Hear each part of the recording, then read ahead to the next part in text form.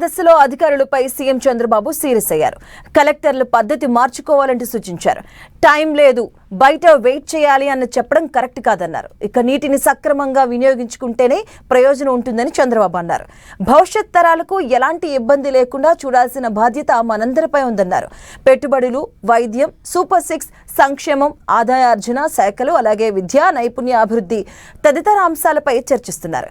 జిల్లాల వారీగా పెట్టుబడులు, ఉద్యోగ అవకాశాలను సీఎం అధికారులకు వివరించారు. ఇప్పుడు నేను స్టేట్లో బిగ్ ఇన్వెస్ట్మెంట్స్ వచ్చి కొన్ని ప్రాంతాలకే పరిమితం అయితే ఆ ప్రాంతాలే బాగుపడదు. వాళ్ళకే ఎక్కువ ఎంప్లాయ్మెంట్ ఆపర్చునిటీస్, లేకపోతే పర్ క్యాపిటల్ ఇన్కమ్ పెరగడం, ఇవన్నీ వాళ్ళకే జరుగుతాయి.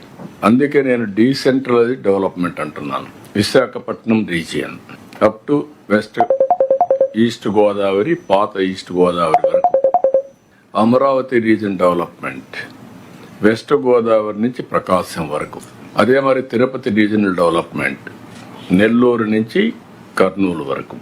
దీనికి 3 కూడా యాక్షన్ ప్లాన్స్ తయారు చేశాం. ఈ 3 కూడా పెట్టి ఒక డెవలప్మెంట్ కోసం మనం ముందుకు పోతున్నాం.